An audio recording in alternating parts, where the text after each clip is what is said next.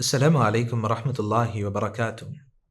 الحمد لله الذي أكرمنا بالإسلام وأنعم علينا بنعمة الإيمان وشرفنا باتباع خير الأنام أما بعد. ناظرین کرام، اللہ رب العزت نے ہم سب کو پیدا کیا ہے اور ہماری زندگی کا مقصد اپنی عبادت اور بندگی کو بنایا ہے.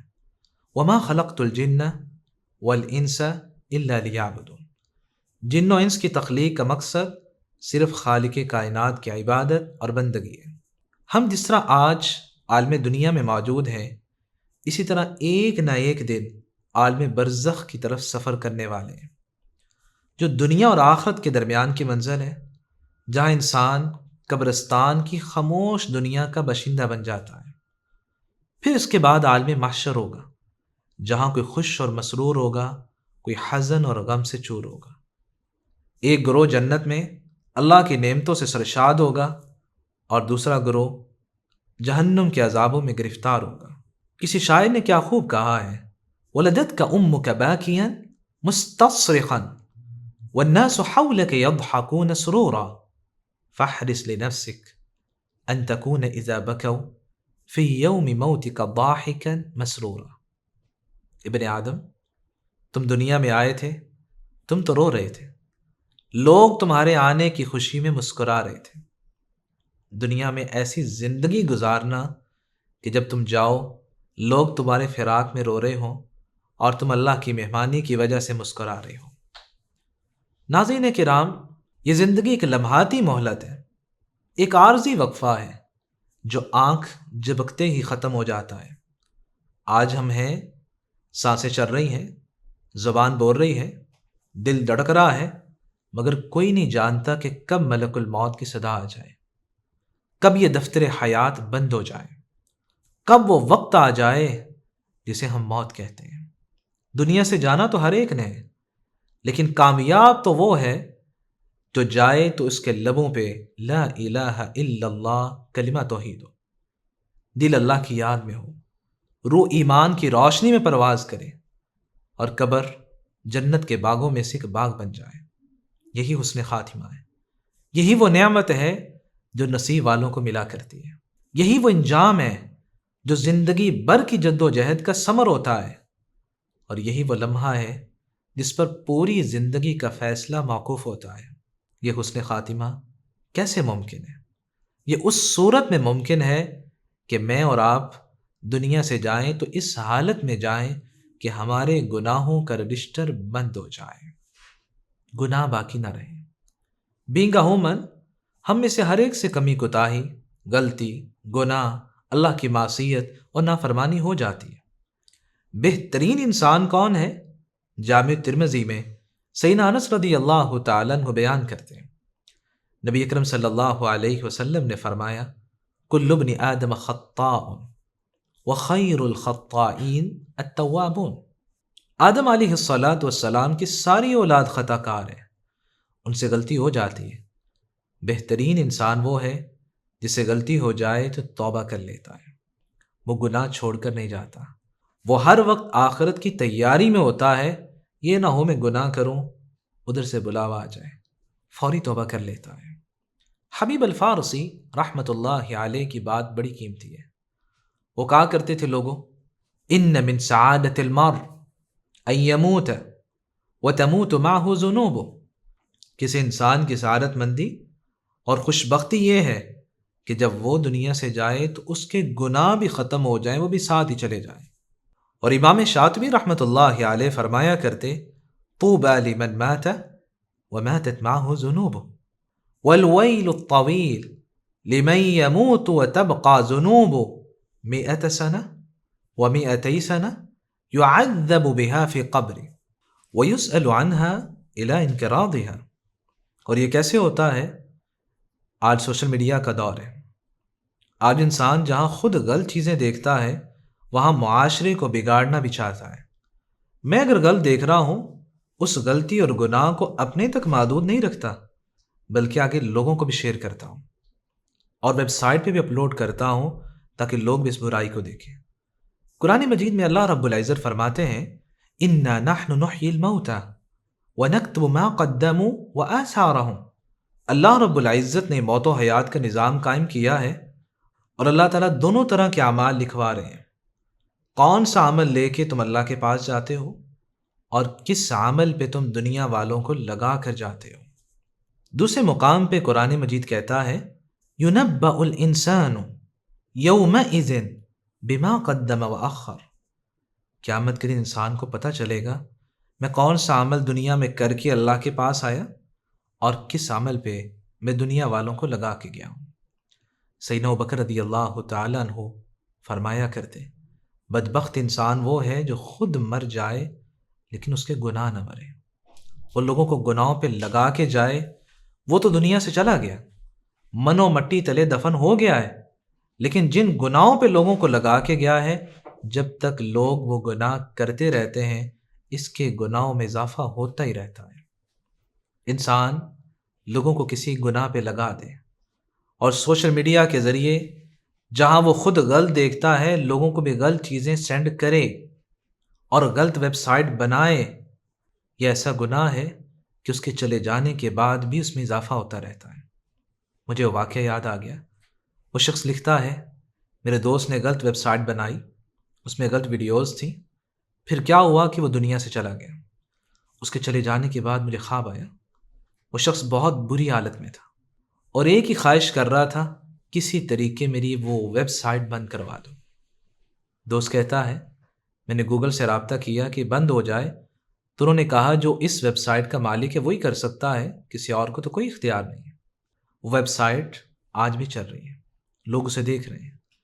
جانے والا بنانے والا تو دنیا سے چلا گیا ہے، لیکن اس کے گناہوں میں اضافہ ہوتا جا رہا ہے۔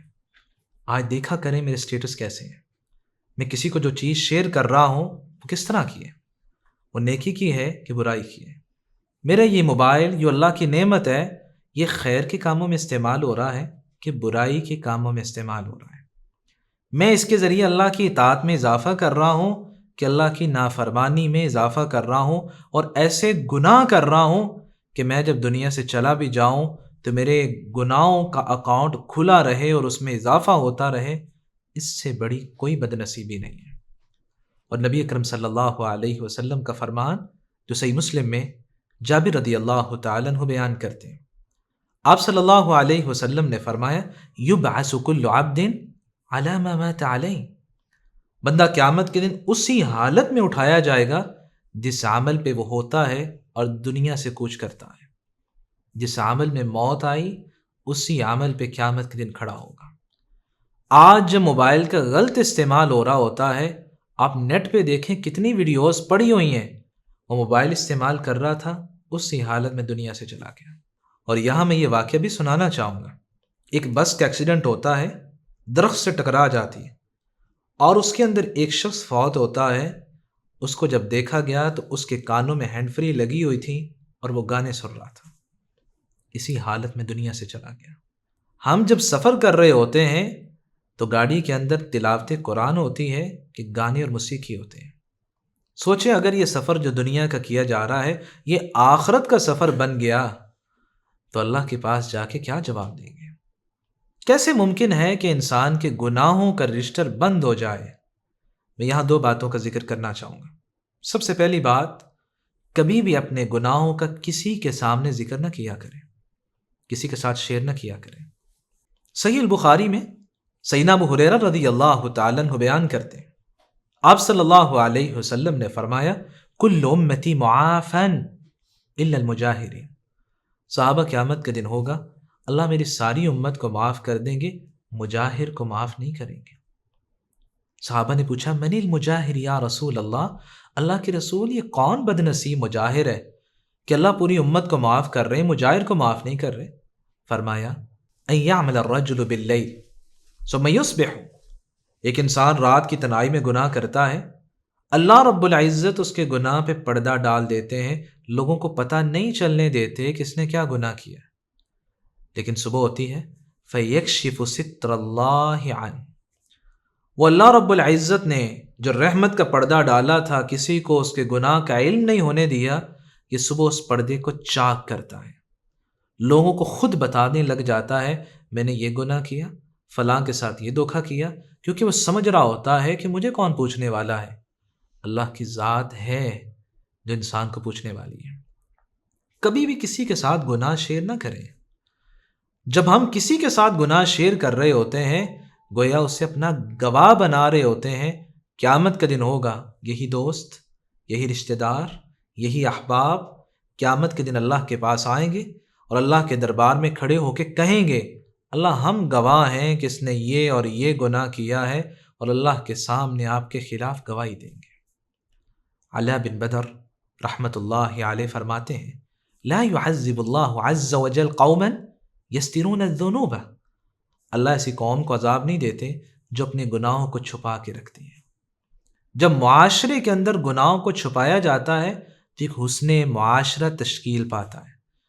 جب ہر ایک کی یہ خواہش ہو میں خود گنہگار ہوں تو ہر ایک شخص کو گنہگار ہونا چاہیے، اس سے معاشرے میں بگاڑ پیدا ہوتا ہے۔ آپ صلی اللہ علیہ وسلم نے صحابہ کرام کی کتنی اچھی تربیت کی۔ آپ سید القونین ہیں، آپ پہ وحی کا نزول ہوتا ہے، لیکن آپ نے یہ پسند نہیں کیا کہ صحابہ میرے پاس آئیں، آ کے اپنے گناہوں کے اعتراف کریں اور مجھے پتہ چلے کہ لوگوں کے اندر کون کون سے گناہ ہیں۔ آپ صلی اللہ علیہ وسلم نے اس بات کو کبھی پسند نہیں کیا۔ ماعز بن مالک اسلمی رضی اللہ تعالی عنہ جب آپ صلی اللہ علیہ وسلم کے پاس آئے اور آ کے کہا، یا رسول اللہ مجھ سے یہ گناہ ہو گیا ہے، آپ نے آگے سے اپریشیٹ نہیں کیا کہ ماعز بڑا اچھا ہوا کہ تم نے بتا دیا ہے، بلکہ کیا فرمایا، لو سترتہ بثوبک لکان خیرا لک، ماعز اگر گناہ کو چھپائے رکھتے، اللہ کے پاس آ کے توبہ طائب ہو جاتے تو یہ تمہارے لیے زیادہ بہتر ہوتا۔ عبداللہ بن عمر رضی اللہ تعالی عنہ جو صحیح بخاری میں آپ صلی اللہ علیہ وسلم نے فرمایا، قیامت کا دن ہوگا، ان اللہ یدنی المؤمن فیضع علیہ کنفہ ویستر، قیامت کے دن اللہ رب العزت ایک مومن کو بلائیں گے اور اپنے نوری پردے میں چھپا لیں گے تاکہ لوگوں کو پتہ نہ چلے کہ اللہ اس سے کیا سوال کرتے ہیں۔ اللہ پوچھیں گے، اتعرف ذنب کذا، بندے جانتے ہو تم نے فلاں وقت زمین کے فلاں حصے میں یہ گناہ بھی کیا؟ آگے سے بندہ کہے گا، نعم ای رب، جی اللہ گناہ کیا ہے۔ پتہ ہے اگر انکار کیا تو یہ اعضاء اللہ رب العزت کے سامنے بولنے لگ جائیں گے کہ ہاں اللہ اس نے گناہ کیا ہے، اور زمین کے جس خطے اور جگہ پہ کھڑے ہو کے کیا وہ زمین بھی اللہ کے سامنے گواہی دے دے گی۔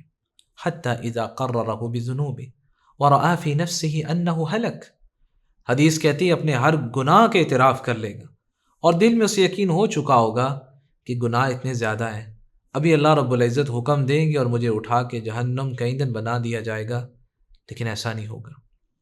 اللہ رب العزت فرمائیں گے، سترتھا علیک فی الدنیا وانا اغفرھا لک اليوم، بندے جاؤ، جس طرح دنیا میں نے تمہارے گناہوں پہ پردہ ڈالے رکھا ہے، اسی رحمت کے پردے کو باقی رکھتا ہوں، معاف کرتا ہوں، جاؤ جنت میں داخل ہو جاؤ۔ ایسا کیوں ہوا ہے؟ اس نے اپنے گناہ کسی کے ساتھ شیئر نہیں کیے، اس نے لوگوں کو اپنے خلاف گواہ نہیں بنایا۔ اس نے کیا کیا؟ گناہ تھے تو اپنے تک محدود رکھے۔ دوسری بات جس کے ذریعے گناہوں کا رجسٹر بند ہو سکتا ہے، کبھی بھی اپنے گناہ میں کسی کو شریک نہ کریے گا۔ ہر انسان سے غلطی ہو جاتی ہے، معصوم ہستیاں صرف انبیاء کرام کی ہیں، اور عظیم وہ ذات اقدس ہے جو ہر عیب اور ہر نقص سے پاک ہے۔ جب ہر انسان سے غلطی اور خطا کا امکان ہے، کبھی بھی اپنے گناہ میں کسی کو شریک نہ کریے گا۔ صحیح مسلم میں سیدنا ابو ہریرہ رضی اللہ تعالیٰ عنہ بیان کرتے ہیں، آپ صلی اللہ علیہ وسلم نے فرمایا، من دعا الی ھدی کان لہ من الاجر مثل اجور من تبعہ لا ينقص ذلك من اجورہم شیئا، جو انسان کسی کو ہدایت کی طرف، نیکی کی طرف، نماز کی طرف لے کر آتا ہے، جتنا ثواب اللہ نیکی کا کام کرنے والے کو دیتے ہیں اتنا ہی ثواب اس شخص کو ہی ملتا ہے جو نیکی پہ لگاتا ہے۔ اور اس کے مقابلے میں ومن دعا الی ضلالہ کان علیہ من الاسم مثل آثام من تبعہ لا ينقص ذلك من آثامہم شیئا، جو کسی کو گناہ کی طرف، برائی کی طرف غلط ویڈیو سینڈ کرتا ہے اور برائی پہ لگا دیتا ہے، جتنا وہ ویڈیو غلط دیکھنے والے کو، جتنا وہ گناہ کرنے والے کو گناہ ملتا ہے اتنا ہی اس شخص کو بھی ملتا ہے جس نے وہ غلط ویڈیو اپلوڈ کی تھی، جس نے گناہ کی طرف لگایا تھا۔ اور قیامت کے دن کیا ہوگا؟ اللہ رب العزت فرماتے ہیں وَلَيَحْمِلُنَّ أَثْقَالَهُمْ وَأَثْقَالًا مَعَ أَثْقَالِهِمْ، اور قیامت کے دن جہاں انسان نے اپنے گناہوں کی گٹریاں اپنے کندھے پہ اٹھائی ہوں گی، ان کا گناہ بھی اٹھانا پڑے گا جن کو گمراہ کیا ہے، جن کو بدعت پہ لگایا ہے، جن کو نیکی سے محروم کیا ہے۔ یہ دو چیزیں جب تک زندگی میں موجود ہیں، معاشرہ بھی بہتر بنتا ہے، برائی بھی نہیں پھیلتی، اور انسان دنیا سے جاتا ہے تو اس کے گناہوں کا رجسٹر بند ہو جاتا ہے۔ کبھی بھی اپنے گناہ کسی کے ساتھ شیئر نہ کریے، اللہ کے سامنے کریں، کیونکہ اللہ کی ذات ہی گناہوں کو معاف کرنے والی ہے۔ لوگ تو صرف اس لیے سنتے ہیں تاکہ وہ قیامت کے دن آپ کے خلاف گواہی دے سکیں۔ آخری بات، اچھے خاتمے کی دعا کرنا یہ انبیاء کرام کی سنت ہے۔ قرآن مجید میں اللہ رب العزت نے یوسف علیہ السلام کی دعا کا ذکر کیا ہے۔ اللہ رب العزت نے انہیں کنویں سے نکلوایا، تخت مصر پہ بٹھایا، اور یوسف علیہ السلام نے دعا نہیں کی تھی الہی مجھے تخت مصر دے دیں، یہ اللہ کی عطا تھی۔ یوسف علیہ السلام نے کیا مانگا؟ انت ولی فی الدنیا والآخرہ توفنی مسلما والحقنی بالصالحین، الہی دنیا اور آخرت میں آپ ہی میرے کارساز ہیں، مجھے اسلام کی حالت میں فوت کرنا اور نیک لوگوں میں شامل کر دینا۔ حسن خاتمہ کی دعا کی ہے۔ دنیا تو مل ہی گئی ہے اور یہ ہر ایک کو ملتی رہتی ہے، کسی کو کم کسی کو زیادہ۔ اصل کامیابی کیا ہے؟ کہ میں اسلام کی حالت میں دنیا سے جاؤں۔ اللہ ہم سب کو حسن خاتمہ نصیب فرمائے، ہم جب دنیا سے جائیں ہمارے گناہوں کا رجسٹر بند ہو جائے، اور ہم سب کو اس حالت میں بلائے کہ ہماری زبان پہ کلمہ توحید ہو، جنت ہماری منتظر ہو۔ وآخر دعوانا ان الحمد للہ رب العالمین۔